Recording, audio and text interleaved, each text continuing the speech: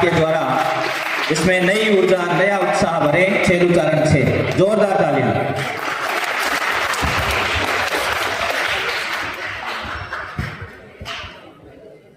मां शारदा रे चरणा में सादर प्रणाम नमन। आदर जोग मंच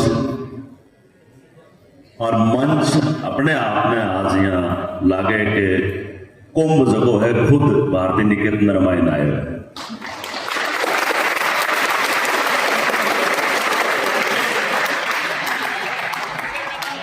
राजस्थान रामायण है बीकानेर और बीकानेर रामायण है डूंगरगढ़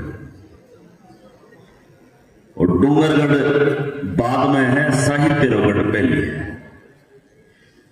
आज की त्रिवेणी आप बैठी देखो हो आदर जो श्याम जी महर्षि मैं जी आप लोग बैठे हो यहाँ सामने बैठ के बहुत आप लोगों ने सुनेड़ा है अपनी बातों ने सुन के यहाँ जीव कर तो के सुने जावा थे तो मन लागे दाब गया के अच्छा कौन डॉक्टर मदन जी सैनी जगह शोध करे जगह पीएचडी वगैरह करे बाहर किताबा पढ़े आ माथे शोध करे जना जाके हमारा लारे डॉक्टरेट लागे बे बा पीढ़ी जगी है आपने सामने विराजी पीढ़ी है। एक दो बात छोटी छोटी आप करा पचा आप कविता सुन से क्योंकि ताबरारी आपकी सीमा में हुए कई रासायनिक क्रिया में हुए तो दिक्कत करे घनी देर टाबर बैठ कौन सके क्योंकि आप तो के है कि सगला लगभग सेवानिवृत्त हो गया मैं टाबरा नबार पढ़ा हूं तो मन ठाए टाबरारी कई तकलीफा हुए। एक बात चेतन जी करी किताबों से जुड़न दी बात मन बड़ी बढ़िया लागे। मैं गवर्नमेंट स्कूल में पढ़ा हूं और बैठे मैं जब बिंजासर जोइल करी उधर देख किताबा जगी अलमारी में पढ़ी है मैं किताबा टाबरान देव क्यों को नहीं बात समझ में आ रही है कि अंग्रेजी थोड़ी है समझ में क्यों को नहीं आ रहा भाई मैं टाबरा किताब देनी चाहिए कहने नहीं टाबर किताब फाड़ दे तो किताब मां पर अलमारी में पढ़ी पढ़ी के ब्याह है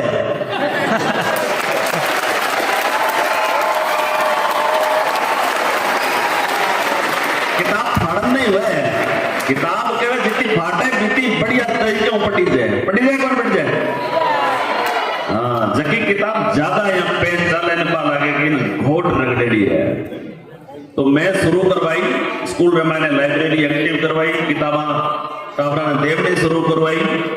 लाभला जी ना सोशल मीडिया के माध्यम से कुछ किताबा में मारा लेखक मित्र पासों मांगी तो मैं कहूं आपने के मार्कंड चेतन जी 600 किताबें लाइब्रेरी में लगभग आई 250-300 किताबें चेतन जी आप ही मन भेजी लगभग 600 किताबें लाइब्रेरी में मैंने लोगों मैंने भेजी और टाबर पढ़े आप कभी देखो कभी वीडियो देखने मिलती आपने और मदन जी और तो देखे है हमारी क्लास में स्कूल में मैंने अगर कोई खाली पीरियड कोई क्लास में है तो वो खाली पीरियड वाली क्लास देखिए लाइब्रेरी में जावे और कोई टीचर खाली बैठे हो जगह पीरियड को नहीं वो भी ध्यान रखे आ व्यवस्था है टाबर देखे और टाबर नहीं पूछा हो के पढ़ियो बता लेकिन सुना भी यहाँ हमारे स्कूल में एक दो टाबर तो ऐसा है कि पहली क्लास को टाबर दूसरी कहानी सुनावे पहली क्लास को टाबर कहानी सुनाओ मुख जबानी हमें यह भी लाग तो जो इतनी देर सकला ही हिंदी में बोला अब वो आपने देसी क्यों है मैं आपने बताऊं मैं बेसिकली अंग्रेजी रो मास्टर हूं बाद में ज्योग्राफी को लेक्चर हूं तो इसी बात को नहीं मन में थोड़ी थोड़ी हिंदी आवे है पर कई बार के है कि आप सुना कि कोई जोंद नो गए कोई स्कूल का माइन है एक टाबर के राजस्थानी बोल ली मायड़ भाषा बोली तो फिर के हाथ तोड़ दियो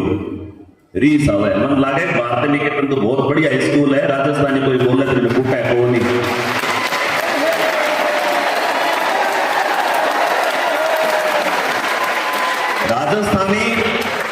राजस्थानी बा भाषा जकी आपा अपनी मां सोसी का और मां सोसी का बिन के मायड़ भाषा माइड भाषा ने हिंदी वाला के मातृभाषा के वे है ना। आपने आपने दिमाग में मैंने कई बार गलत चीजें गाली जाए कि मातृभाषा किसी के हिंदी कोनी किरी किरी माँ बोले तो बोलेगे माँ बोलने माँ तो आजकल नहीं आ गई इंस्टाग्राम वाली माँ है मैं बोल सके पर दादी तो पता ही कौन बोलेगे कौन बोले अपनी भाषा मैंने बात समझ में आवे बात दूसरी थोड़ी आ सके। खैर बात चलती रहती आप लोग दुर्भाग्य वो है कि आज भी अपनी राजस्थानी भाषा जो है बिना संविधान की 8वीं अनुसूची में मान्यता है न राज मायने राजकीय मान्यता बात होनी आप लोग प्रयास करते आप लोग सगड़ा सागे मिलके चाल साल बावे मिल जैसी आप लोग बैठा हो आप लोग एक ही जगह हो एक ही स्कूल है एक ही तरह रो मास्टर सगड़ा में पढ़ावे पर सगड़ा भाव जगह है वे बाद में निकला पर कोई कलेक्टर बने कोई मजदूरी भी करनी पड़ जाए अलग अलग स्थितियां बने अलग अलग स्थितियां बने। अचलदास खींची की बचनी करो एक पड़ोतरो दोह है कह एक ही बनी बसंतड़ा एवड़ यंत्र काय सिंह कबड्डी ना लहे गैवर लख बिगाड़। अर्थ कहीं कि एक ही बंदरे मायने बसे सिंह और हाथी सिंह और हाथी गैवर के हाथी ने कि दोनों एक ही बंदरे मायने बसे पर हाथी भी कहते ना तो लाखों रुपया मिले सिंह ने कोई गोटी में गोल ले ओ अंतर क्यों तो जवाब देनो जवाब कहीं हो कहते ना तो लाखों रुपया मिले सिंह ने कोई गोटी में गोल ले ओ अंतर क्यों तो जवाब देनो जवाब कहीं हो कि गैवर गले गलत थनो जह खेचे तह जाए सिंह गलत थन जे सहे तो 10 लाख बिकाए। हाथी के गले में पट्टा है क्या है हाथी के गले में पालतू वाला पट्टा है इसलिए उसके लाख रुपए मिलते हैं। अगर सिंह वो गड़पट्टा डलवा ले गले के अंदर तो वो 10 लाख में बिके लेकिन सिंह होता है शेर तो शेर हुआ है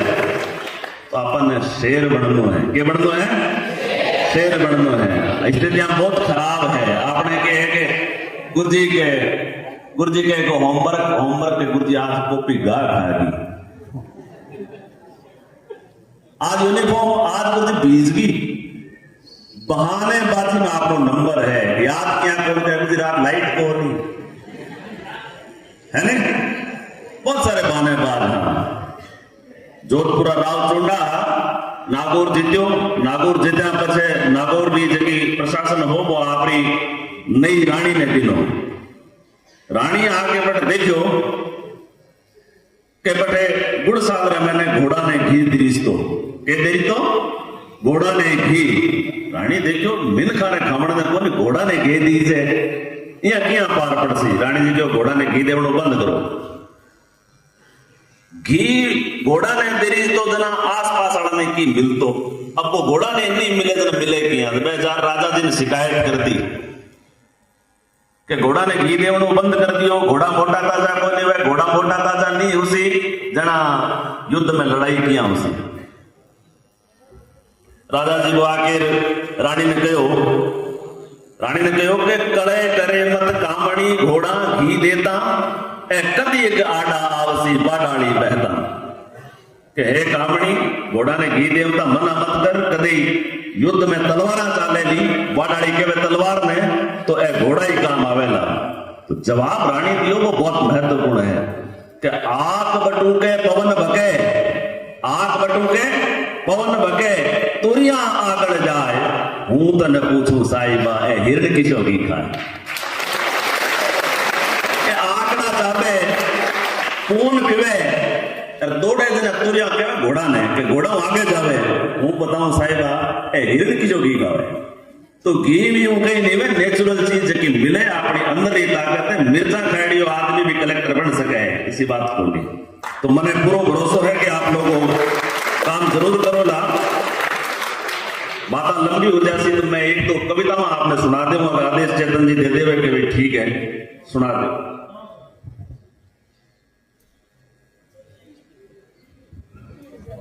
चार ओड़ा मां शारदा के चरणों में रखना लगा करूं कि तेरा ही हुक्म चले धरणी गगन तले नवखंड जले दीप वीणा पानी सार तेरा ही हुक्म चले धरणी गगन तले नवखंड जले दीप वीणा पानी सार दे दम्ब दोष दोगलों की दृष्टियों से दूर रख डूब नहीं जाए नैया तू ही भाव पार दे भूल जाए मृदु रस प्रीति के पुनित पर्व भूल जाए मृदु रस प्रीति के पुनित पर्व स्वरों से सजित नव सकल संसार दे अदनी कलम मेरी आंच नहीं आए पाए सांच पे अटिक रहे ऐसी तीव्र धार दे कि अदनी कलम मेरी आंच नहीं आए पाए। लोग स्थितियां कलम की ये हो गई कि आप बड़े उत्साहित हैं, मैं समझता हूं। गलत आदमी को गलत जगह पेमेंट करना भी ठीक बात नहीं है। स्थितियां ये हो गई कि कलमों ने जो है वो ध्रुव पकड़ लिए हैं, कोई इस विचारधारा की तरफ कोई इस विचारधारा की तरफ झुकते हैं। किसी ने मुझसे पूछा कि आप क्या लिखते हैं, चार पंक्तियों में जवाब देने की कोशिश की, आप तक पहुंचे तो तालियां कि नामे धर्म नामे जाति ना कोई वाद लिखता हूं, नामे धर्म ना कोई जाति ना कोई वाद लिखता हूं, मैं अपने कर्म के ही मर्म की बस बात लिखता हूं, तिरंगे को बलाओं से सदा महफूज रखने को, वतन की मिट्टी को हर पल में जिंदाबाद लिखता हूं।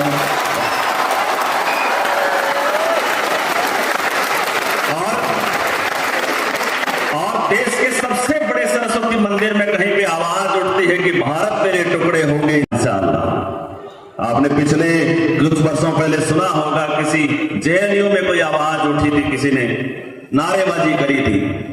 तब मेरे देश के जो सैनिक जो माइनस डिग्री टेम्परेचर के अंदर जो सरहद के ऊपर बैठा है हम सबकी हिफाजत के लिए, कि वो सैनिक क्या सोचता होगा, अगर सैनिक उसको जवाब देता तो क्या जवाब देता, मैंने चार पंक्तियों में पिरोने की कोशिश की। आपको ठीक लगे तो आशीर्वाद मिले कि उठे जो हिंद पे में कर कलम वो नाड़ आऊंगा, कि उठे जो हिंद पे में कर कलम वो नाड़ आऊंगा, कि दुश्मन की मैं छाती चढ़ कलेजा फाड़ आऊंगा, कि जब तक सांस है ना भारती पे आंच आने दूं, कि जब तक सांस है ना भारती पे आंच आने दूं, कराची और पिंडी में तिरंगा गाड़ आऊंगा।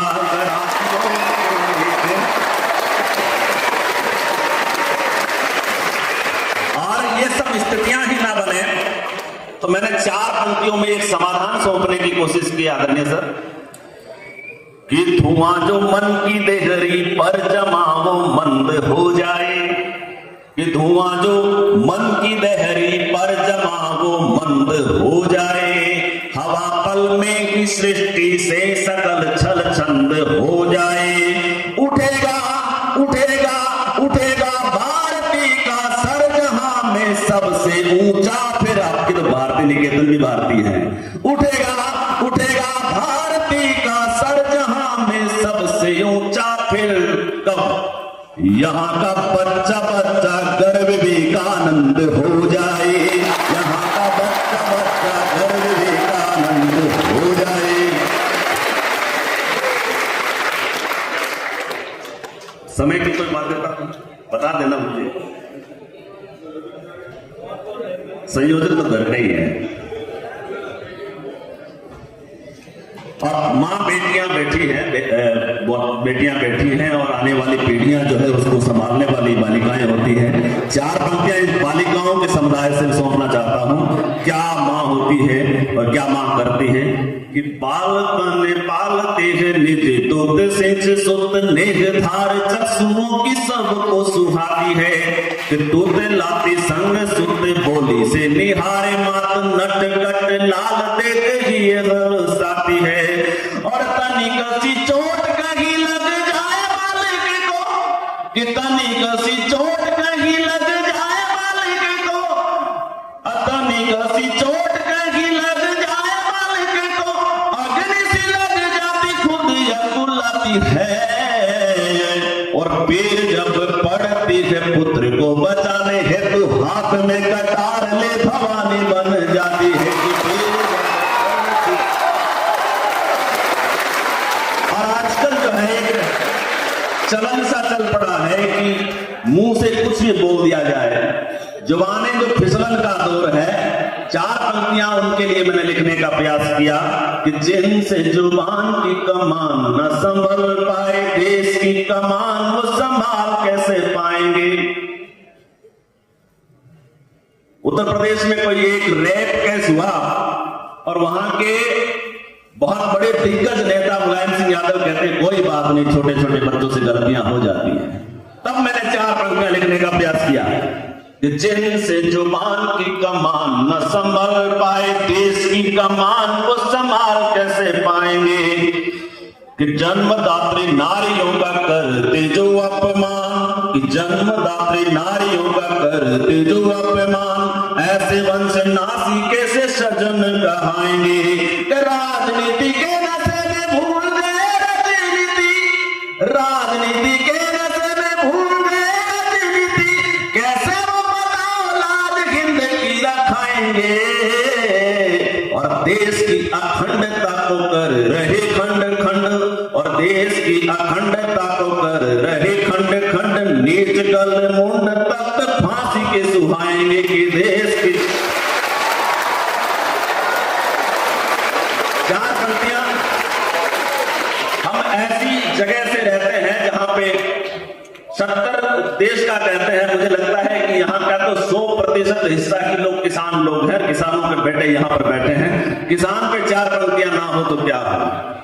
किसान बड़ा मारा है, कभी सेठों से, साहूकारों से, कुदरत से, कभी अनावृष्टि, कभी अतिवृष्टि, बहुत सारी चीजें उसको मारती है। 4 पंक्तियां सौंपने का प्रयास किया कि त्याग बलिदान तप धीरशीलता के पथ चल के कभी वो मीठे प्यार से ठगा गया देश का किसान।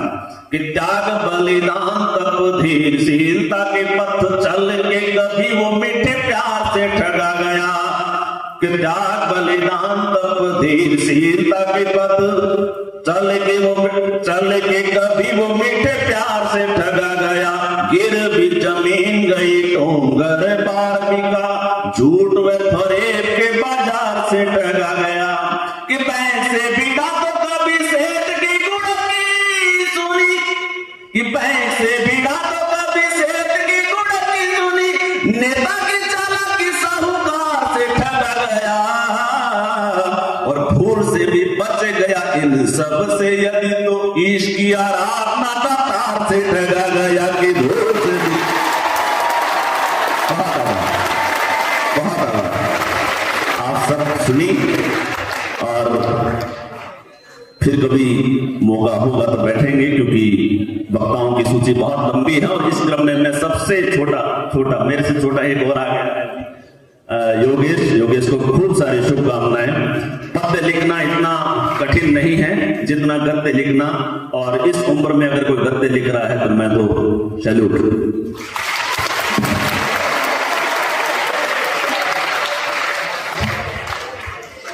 बहुत धन्यवाद चेलुचरण छेल का। ये